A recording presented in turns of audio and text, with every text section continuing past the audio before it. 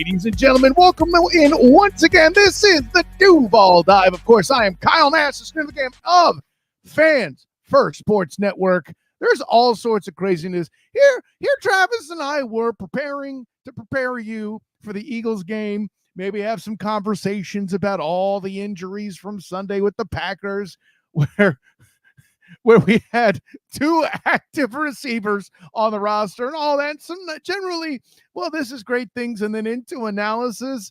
And oh, Nelly, that's when it all went down. Cam Robinson trade, another acquisition on the practice squad.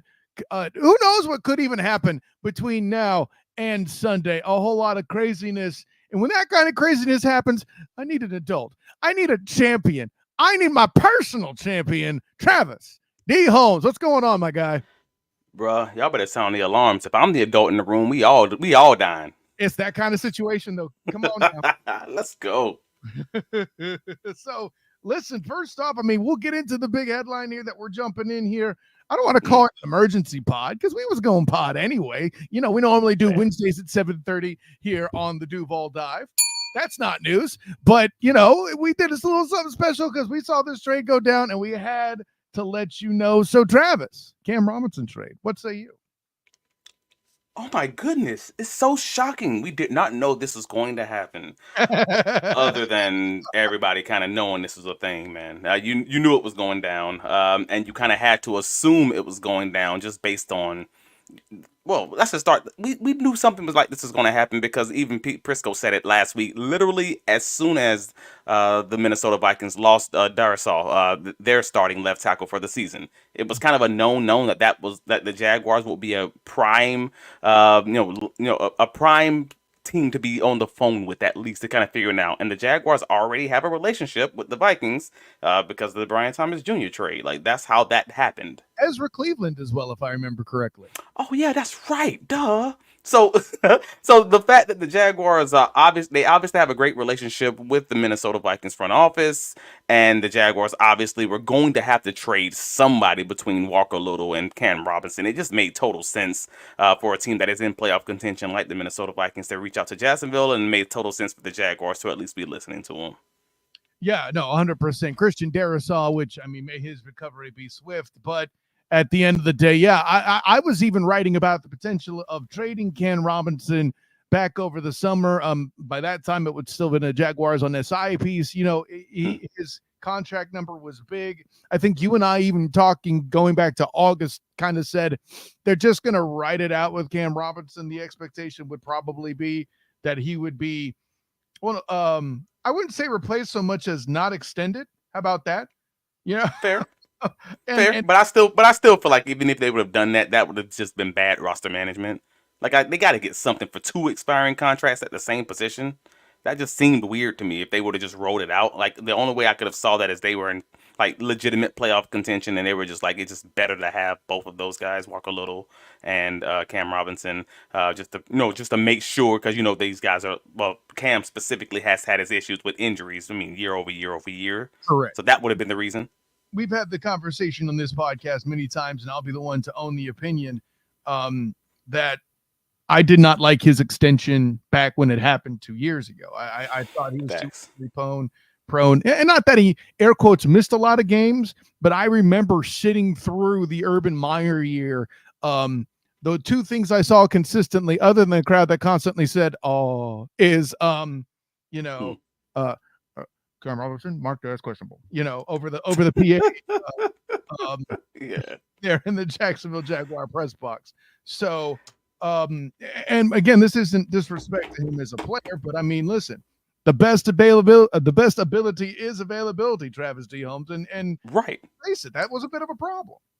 Well, that's facts. But this is an ongoing issue with the Jacksonville Jaguars makeup as it currently stands in any case. And we've talked about this for years. I mean, the Jaguars are very good at paying good players great money. And unfortunately, we have a lot of good players, and I want to make sure I say that these are good players. But you have good players and you're playing them like top of the line money, then well, there's got to be a conversation, especially when these are players who are injury prone. And I don't want to I'm not making that a thing. It's just unfortunately it kind of is what it is. Like I don't recall the last time he played a full 17 game season.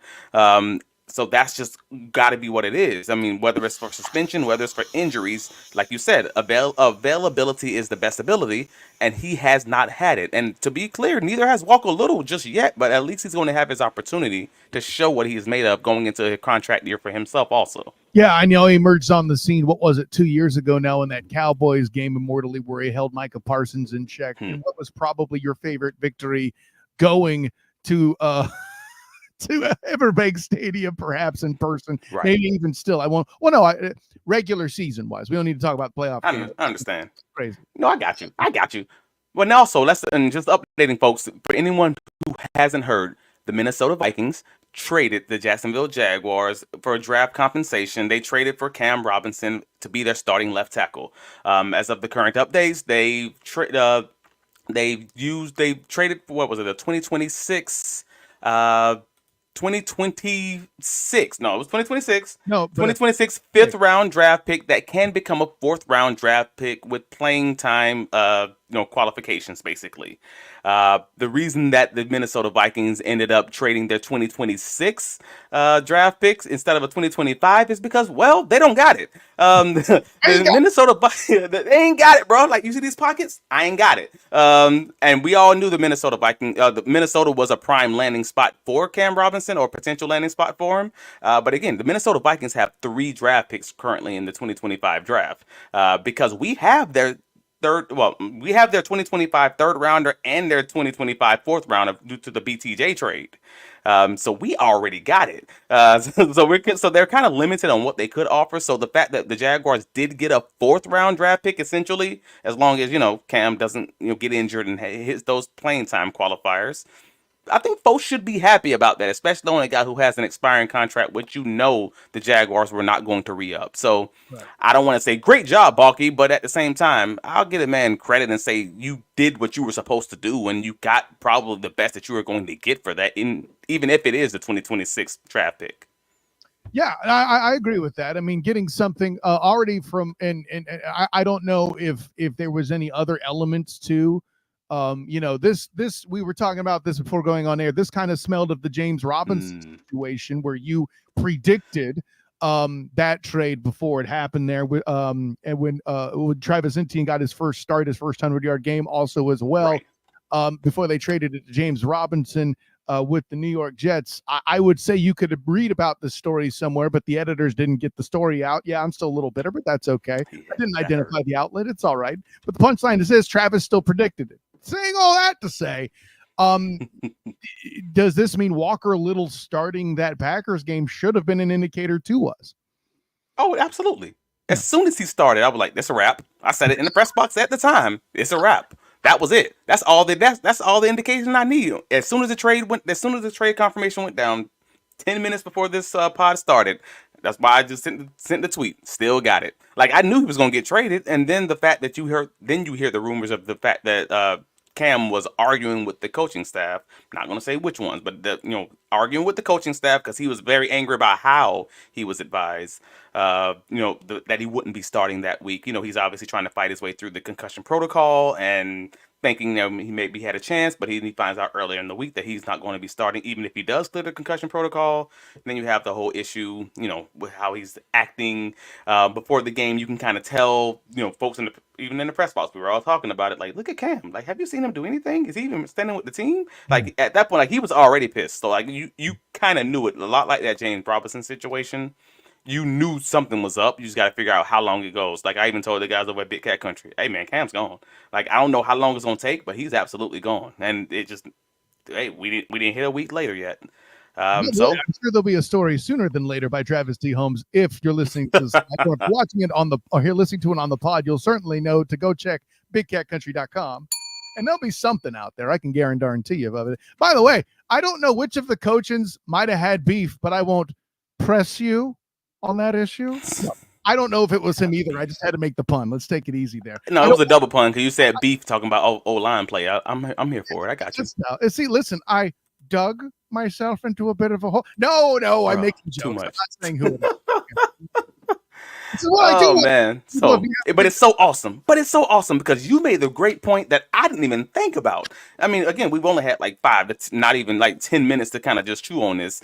But you made the point that the fact that we're going to be playing against this Joker in 10 days. Well, technically, that was before we aired, so you're making the point. So good on you, Travis Holmes. That's a great point. That he'll be playing his old team here in the Jaguars with wearing purple. Yes. It's going to be so awesome. You got Ezra Cleveland playing against the team that traded him for what was it? Dalton, the other guard that they have now, and you have Cam Robinson, who's going to be playing against the Jaguars, who traded him away to Minnesota. You're going to have a lot of hurt feelings on them O-lines, bro. This is going to be fun. It's going to be chippy, but this is going to be interesting. Like, if the Jaguars don't have enough motivation, maybe that will do it. Like, maybe we're 2-7 at that time, and who cares? But at the end of the day, maybe there might be a little extra chippiness to get that W, or at minimum, get some hits in. I don't know. It's going to be fun. Man, you and I played in a contact flag league together where I got traded and played my old team, and the stuff I did to them was amazing. I can't imagine what happens on the NFL level. Okay. Oh man, this is gonna be good, dude. But but again, this was bound to happen. We kind of knew it would happen. It's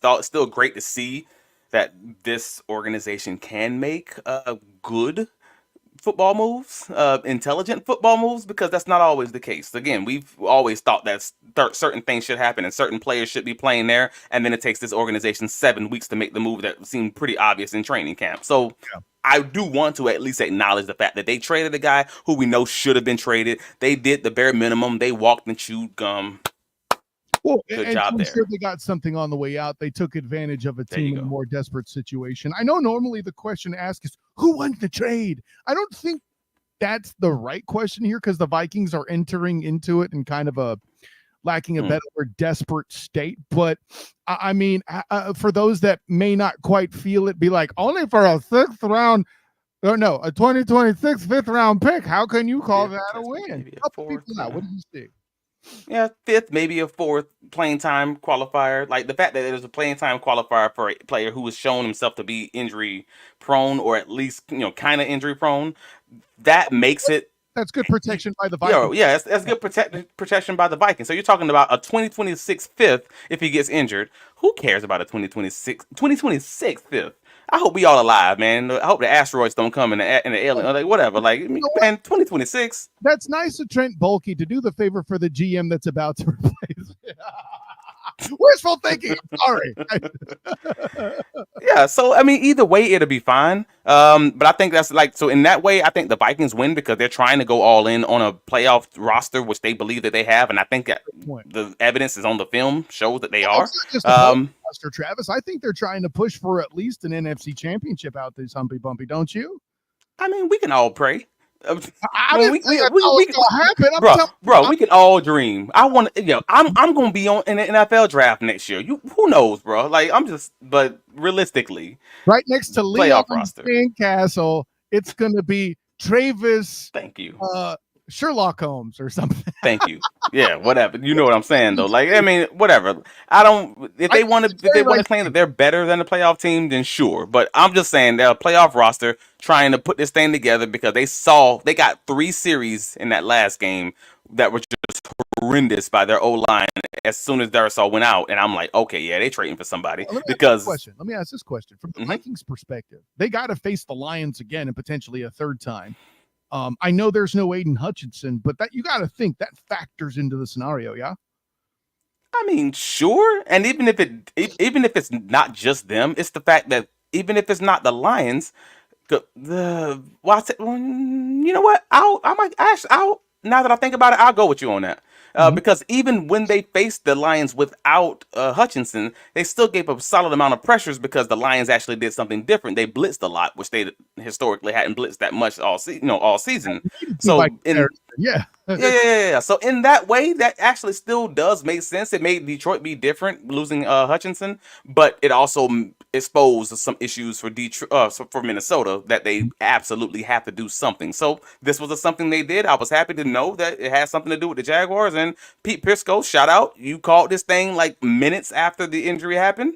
And that's exactly how it went down. Makes total sense for everybody. Nobody really lost, but I do believe everybody won. And I definitely think Minnesota did very well for a team that's trying to actually protect their quarterback. Yeah, and that's the point I kind of wanted you to make. I felt like this was as even as trades go. Like a lot of people will mark that perhaps the best even trade made in the NFL is Clinton Porter is for Hakeem Talib. Now, I don't know if that still holds true, but at the time, that's what a lot of people were saying. And both of them got pretty good gain out of it. Maybe that could be an off-season episode we talk about on the Student of the Game at some point where we have that conversation.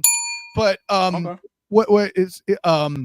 I'm getting to is I felt like both teams got what they needed out of it. Who wins, we won't really know until technically 2026, or if Balky is using that pick to jockey something in the upcoming draft. Don't rule that out, Right. But, and let's keep it a buck. Who cares who wins? And I say this because it's a 2026 draft pick.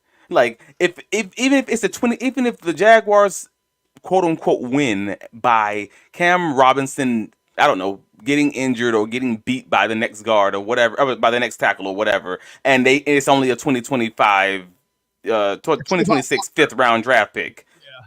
Do we feel good about that? Do we feel great about that? Like 2026 fifth rounder. That's why I made the point I made that you got to remember with Balky, it's not a 2026 pick, it's currency.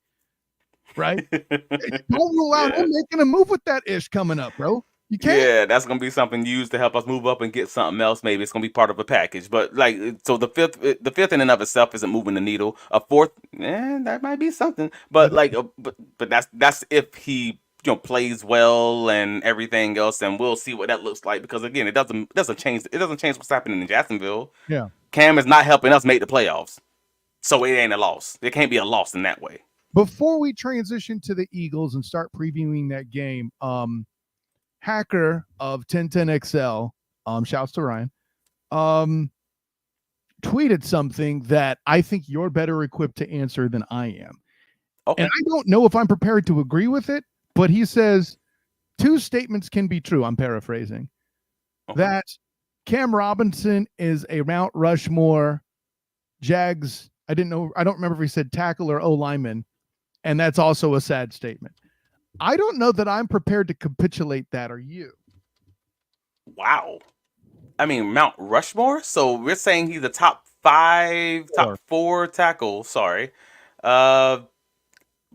I mean, we haven't had like an insane amount of great, I should say, tackles.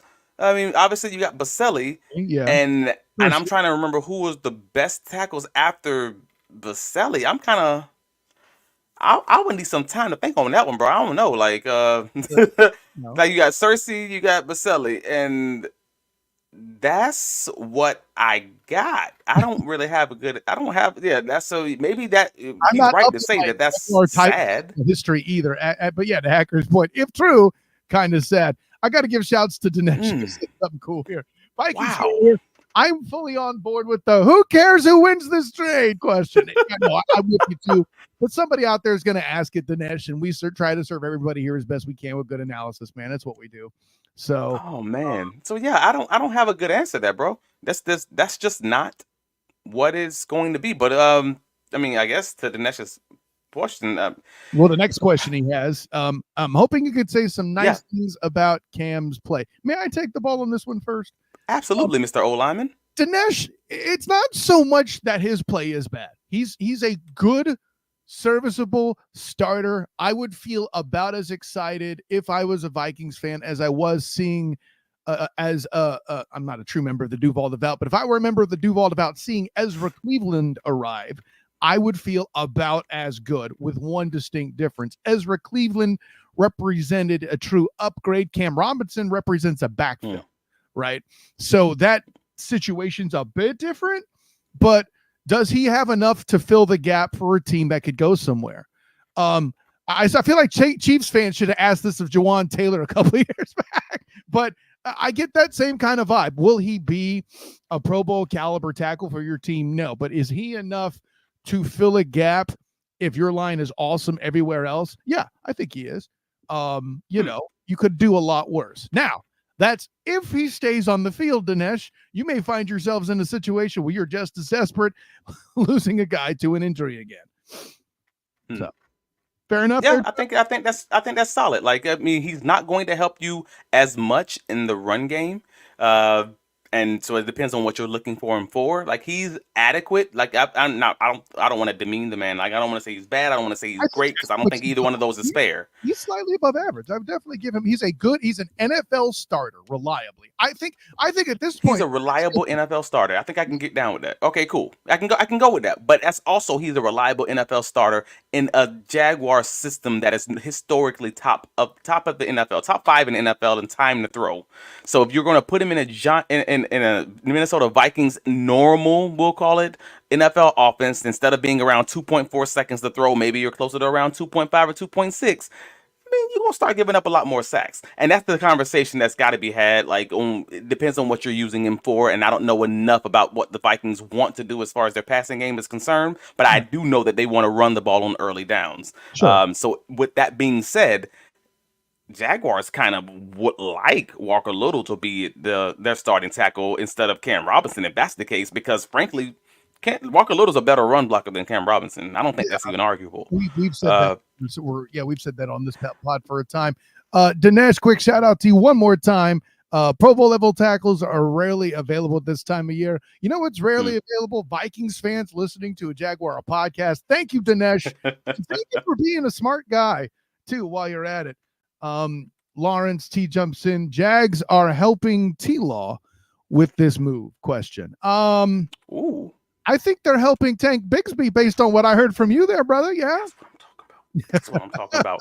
I think we're gonna see, but at the end of the day, Cam Robinson was great at helping the Jaguars play in the way that Trevor Lawrence would probably prefer that they play. Mm-hmm. So that sounds like a great thing. However, you just lost Christian Kirk. Yes. You aren't even going to be able to play the majority of the 3 receiver sets that you initially wanted to play. I mean, you might not have Gabe Davis or Brian Thomas, depending on what happens with this week's practice, their injuries and such. Let's assume BT. But my point, yeah, go ahead. Right, but to wrap this thing up, my overall point is, you're going to be running more 12 personnel. You're going to be running more 13 personnel. You're going to be running under center so much more in this situation anyways, which means that leans towards a Tank Bigsby offense. So you're saying, hey, is that helping Trevor? I'm saying, is that helping Tank? Because you're going to be running the ball more. I don't mean to interrupt your wishful thinking, but you're acting like Parker Washington doesn't exist. I think, now, granted, not at all. I am not saying Christian Kirk is worse than Parker Washington at all. Yeah. But I think that's enough of a backfield where if they wanted to run 3 wide receiver sets, they could. By the way, Lawrence sees all of it. I could go. He's feeling you. No, right. So I'm not saying that Parker Washington is such a downgrade, but the overall point is we've known forever that this is who Doug wanted to be. Doug wanted to be the under center guy who's going to establish the run game and make this thing look more like an actual balanced offense. He didn't want to be this shotgun offense that we've been historically in Jacksonville whenever we've been successful under Trevor Lawrence, because that's who Trevor wants to be. Mm-hmm. This is who Doug wants to be. Now you have a situation where you can get rid of one of your better passing down tackles, and you can put in a better, potentially an upgrade in run blocking, which can then establish the run, which is exactly what your coach wants to do. That just, to me, shorts, you don't need protection quite as long, quite as bad, which falls right back into Walker Little's situation in the first place. This could solve itself. You make a good point. Right. Like, and that's exactly, I mean, we saw them at least give Tank Bigsby the 18 carries that they gave him last week. Like, the fact of the matter is, I think this could work out just fine. And whether or not it helps Trevor long term, this ain't a long-term move. Walker Little's not going to be on the roster next year. You're going to probably have a different GM. You're going to probably have a different coach. But for this year, you can at least see what you have in Walker Little. And who knows, if you have a different GM come in, maybe he can sell Walker on extending, staying in the house, now that we've seen on tape a full half of a season, in addition to the 2022 season when we also have some tape of you. We can figure out who you are, maybe get you on this short-term contract, keep you in-house, everybody's happy, or worst case scenario, we know who you are. Let's get out the paint and we can get somebody else in the draft or in free agency next year. I don't think this is a bad situation for anyone. I think we all can look at that as a win in that way. Travis, it's time to talk about some Eagles, bro. Oh man, let's do it. Yeah, great talk on the stuff. Thanks to Lawrence and Dinesh and the other commenters in the building. I don't know what to make of this Eagles team. I don't have any faith in them. Okay. They snuck past the Browns. I know that the Jaguars were about to sneak past the Browns, but I think that says more about the Eagles than it does the Jags. Let's be clear.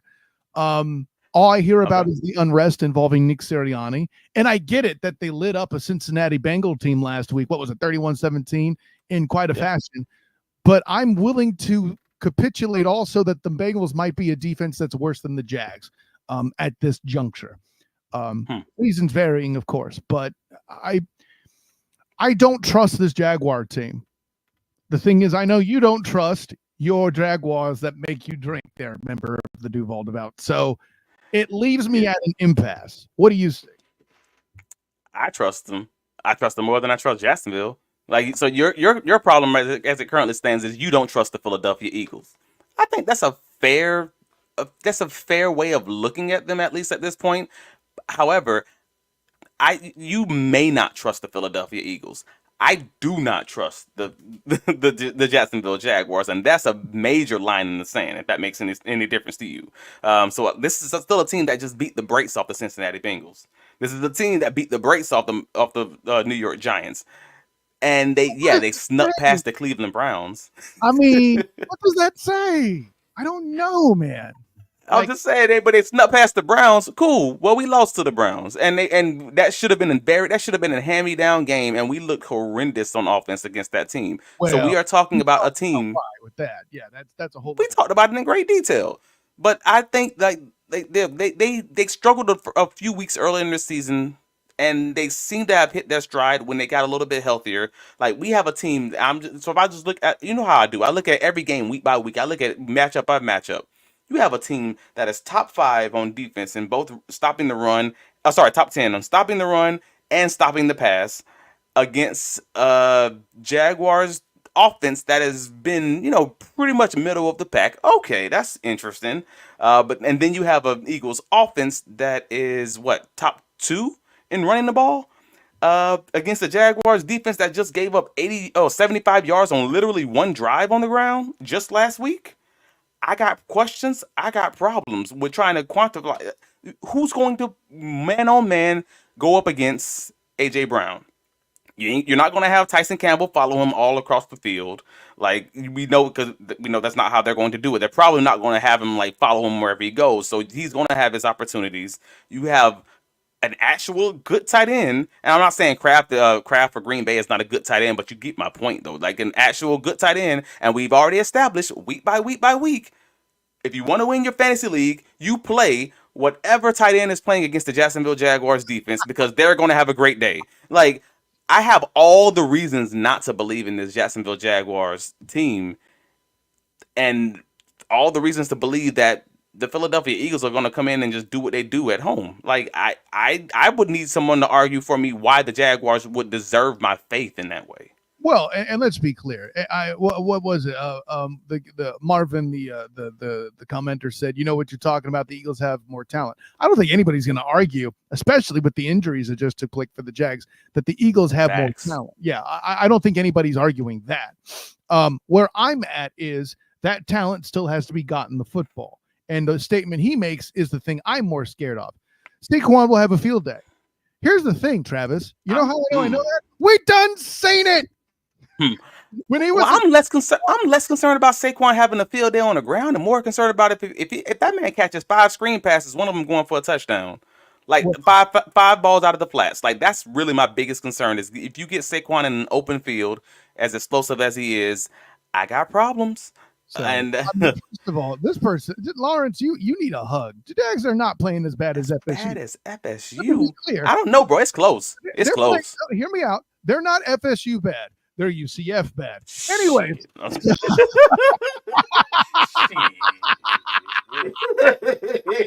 mean, just throwing it out there. But man, the Jacksonville Jaguars have to show me that they can put together a good full football game, because I was literally in an argument with one of my guys earlier today who basically told me, hey man, the Jaguars defense played well that first quarter, and I'm like, yeah, and the offense played well for the last 2.5 quarters. What the hell they got to do with the price of tea in China? Like, if you can't play a whole game, then you are failing. Like, anybody who's ever had a girlfriend, or if you're a woman, if you've had a boyfriend, hey, you know the drill. If they ask for 30 minutes of quality time and you give them 10, you failed the assignment, man. You failed the assignment. These are the rules. I didn't make them up. So you give me a good quarter and you tap out. We got problems, because obviously the deed was not done. So that's exactly how I'm feeling with the Jacksonville Jaguars team right now. As it currently stands, they are not a good football team unless you can put it together for 4 full quarters, and you frankly have not done it this season. Lawrence he says he needs a hug. His teams are hurting him. Well, first of all, I got you, but I got to tell you, you ain't even no unique boat this year in football, period. Good Lord, some hearts broken this year. But Marvin also makes the point, Devontae Smith and A.J. Brown going to get 100 each. The only reason calm down. is because they're going to run the ball way too much once they get a lead. We now we doing a little too much. That man said 100 yards each. Now you're getting a little obscene out in these streets, bro. Come on, calm down. What the Jags, a successful game for the Jags looks like this, and I'm not saying this is going to happen, Marvin. Take it easy, okay? Successful game for the Jags looks like this. For one, Tank Bigsby has to have a 100-yard game. I don't think it's close, okay? They have to have Tank Bigsby with at least 100. Two, they cannot fumble the ball on their own damn 5-yard line and hand them points like they did to the Packers. I think that's safe to say. Then three,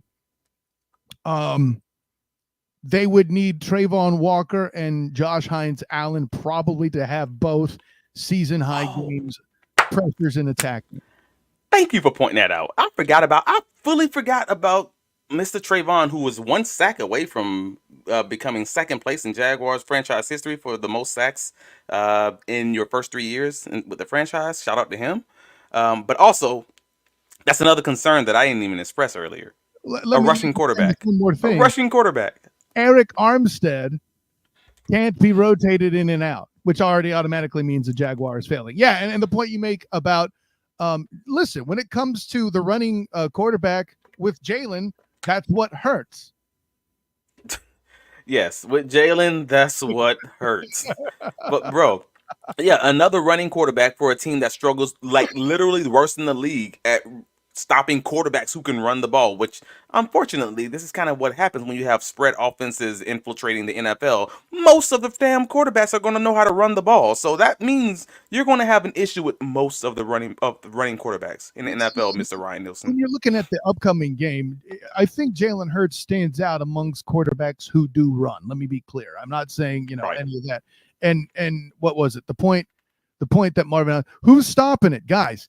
Marvin. It's not that they're going to stop Smith and Brown. Trust me, I like both those receivers. I'm telling you, they just ain't going to throw it enough. Once they get that big lead, if that happens, they're going to run the ball. That's what it is. I'm weirdly less worried. I'm more worried about your tight end. You tell me your first string and your second string tight end names, and I'm gonna put them above both AJ Brown and Devontae. Like, that's really where I'm at. Like, you show me your tight ends, and I'll show you somebody who's gonna win their fantasy league that week. Like, that's where I stand. Ooh, I like Bigsby, and in our media we want to trade for Trayvon. I mean, everybody want to trade for Trayvon, but nobody like any good GM is not going to get a number 1 draft pick. Have this guy get like 10 sacks in whatever it was, 11 games, and then talking about trading him. But whatever reason, that started going across the rumor mill in NFL media, and it was just nonsense. They're not trading Trayvon. Marvin, what we're trying to tell you is that's not unique talk to Philly. That's other places too. Right. Trayvon Walker's a hot item, and I know you want. We want to trade for AJ Brown. That's basically the equivalent. That's the equivalent. It's ridiculous, though. Obviously, it's not going to happen. But Listen, that was fun, guys. Let's get into it. It's that time, Travis. Tell the people. Already. What's your opinion? Lord. What do you got? Who you got? What's going on? I mean, all right, cool. Jaguars gonna lose. How bad? Let's say, let's say I'm gonna say it's very similar to last week. We're gonna put this bad boy at like 34-24. I think the Jaguars actually can score some late touchdowns though, because I don't think our offense is our issue. And I don't know that we won't turn the ball over like we've turned the ball over last week. I'm impressed with you. That's way more optimistic than only 10 points. I thought you would have them in that kind of Cincinnati Bengals track, which you technically do. No, I'm not. But I'm not going to be emotional about this. I really feel like I'm trying to be real and fair about it while still calling what it is. Because this Eagles defense, while good, is not the Green Bay defense that they just faced, who was mad opportunistic, but also leaky in a lot of ways. So it's different. For me, I feel like with both teams attempting to run the football, the over isn't the bet on this one. I feel like they're probably going to have a similar score, but not quite the same total points. I'm going to go 27-17. No, I'm not going to get that bold. I was about to say 27-20, but I think Cam Little misses his first kick, but I'm not going to go there. That doesn't feel right. Wow, man, you feel him. You just trying to dig that knife into the hip of Duval County. Like, how bad can this thing get? We're gonna lose against it. We're gonna lose against our old kicker. Did I fumble the ball on the Jaguars 5? No, I did not. You know what I did, Travis? I said 24, and you asked me what form of grass I was smoking last week. You said Cam Little is going to miss his first kick, and I'm feeling offended right now after just losing the game against our old kicker that got our team sued. I took it back. I said I'm not going to go that far. I just had one dark thought I shouldn't have shared. Just like Anthony Richardson shouldn't have said he was tired that play. It's the right, man. Don't you wish that evil on me, Ricky Bobby? Like, nah, bro. No. If we gonna lose, let us lose in decency. Let us still have the clothes on and not be out here butt naked in these streets, bro. No. We gonna lose and lose by 10, and that's fine. And we'll take our top 5 draft pick and call it a day. I think Marvin's wording it nicely. Jacksonville plays good against Philly, but lately Jags are terrible. We appreciate you, Marvin, and you're not wrong. It's not no different than the Buffalo Bills. That's exactly what Jags fans said that whole week. Is Jaguars always play great against Buffalo? We always play great against Buffalo. Them boys beat the model up. They beat the brakes off this team. It was not good. I wasn't going to take it there, but remember what happened? Facts. Remember what happened last time they played the Eagles good? They still lost anyway. That's all there is to it. Anyway, Travis, tell the world where you can be found, guy. You can find all my writings covering the Jacksonville Jaguars, bigcatcountry.com. Please follow me on the socials, Travis D. Holmes. And if you hear my voice, man, please like and subscribe to Duval Dive on YouTube. Duval Dive on YouTube. That's the best way you can support us and help us grow this bad boy, man. And again, follow me on all the socials. Check out Big Cat Country. We'll have our post game write up. Have all the trades write ups already on the site. That's for the most part pretty much it. I probably believe, I'll be on Jaguars United this Friday. Also, we'll be doing some all 22 breakdown and talking for freaking 2 hours about everything in life. Like, I don't know, your mama. Everybody might be. Just come in the comments. We'll have a conversation there too. Also, what about you, sir? It took my mama 8 years to like the Student of the Game Facebook page. She's not trying to talk sports with me. Anyway, that don't mean we ain't talking about it on there. But that's fair.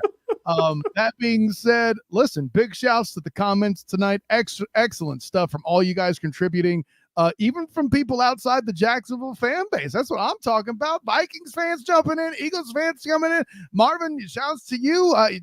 Listen, as Eagle banter goes, I'm all about it. Good stuff.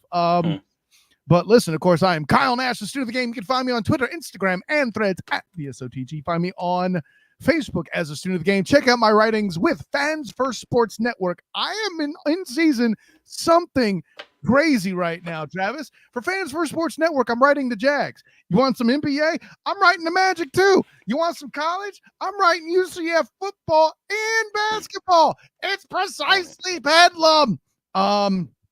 So make sure you look out for all and any of that, not to mention, of course, normally the Duval Dive is on 7:30 p.m. Eastern on Wednesday. So make sure you check that out. And hey, listen, those you Eagle fans and Vikings fans still in the chat, immediately after either of those games, depending on the Sunday, you'll have the instant reaction from me, Kyle Nash, the student of the game, and Travis D. Holmes of Big Cat Country. And if it's at Everbank Stadium, he will be live from the spot. This dude always finds a way to find a perch and let us know what it is. It's a great time all the way around. And who wins? America.